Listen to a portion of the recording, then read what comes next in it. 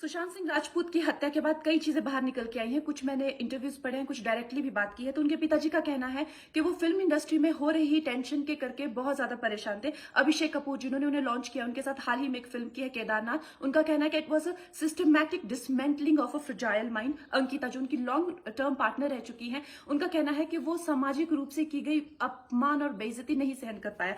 तो अब मैं आपको बताऊंगी कि मूवी माफिया ने ना कि सिर्फ उनको बैन किया था, सिस्टमैटिक डिसमेंटलिंग कैसे कतरा कतरा करके उनका दिमाग तोड़ा गया है, उनको मारा गया है।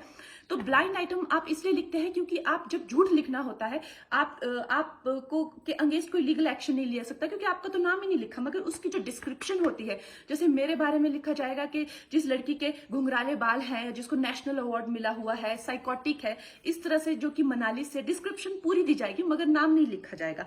23 अगस्त 2017 को बॉलीवुड लाइव सुशांत के बारे में लिखता है कि वो जब भी सेक्स करता है तो सिर्फ अपने ही गाने सुनता है, वो सबसे बड़ा नार्सिसिस्ट है। 16 दिसंबर 2016 में मुंबई मिरर लिखता है कि सुशांत एक ट्रक ड्राइवर की तरह लगता है। 22 फरवरी 2019 को मुंबई मिरर लिखता है कि पार्टी में तमाशा करने के बाद सुशांत ने कांच की बोतल एक डायरेक्टर के सर पे दे मारी। 18 अक्टूबर 2018 को डीएनए लिखता है कि सुशांत ने अपनी को एक्टर का रेप किया और वो मीटू के चलते अब जेल जा सकता है। और ऐसी न जाने कितने अनगिनत झूठ।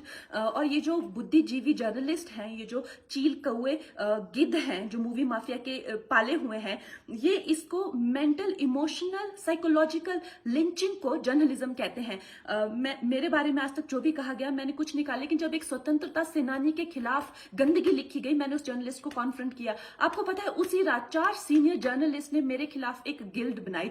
ऐलान किया गया कि इसकी फिल्म को बैन किया जाए, फ्लॉप किया जाए। आपको पता है 3000 जर्नलिस्ट गैंग अप होते हैं एक अकेली लड़की पर, उसकी इमोशनल लिंचिंग करते हैं सरेआम, और ये समाज कुछ नहीं कहता, कानून कुछ नहीं कहता है। मैंने उन पे केस करने की कोशिश की मगर 1 महीने बाद वो गायब हो गई, मेरी फिल्म रिलीज हुई, गायब हो गई। तो मेरा कहने का मतलब ये है कि अगर ये समाज जिस अन्याय की बुनियाद पर खड़ा है और कभी आवाज नहीं, आप ये पढ़ते हैं, चटकारे लेते हैं, कभी आपने सोचा है कि कभी नेपो किड्स के बारे में ये क्यों नहीं लिखा जाता है? तो ये अन्याय का फंदा किसी दिन आपके बच्चों के गले में लटका मिलेगा, आपके गले में लटका मिलेगा। इसलिए जब तालियां बजेगी और सीटियां बजेगी तब आपको पता चलेगा कि क्या गुजरती होगी।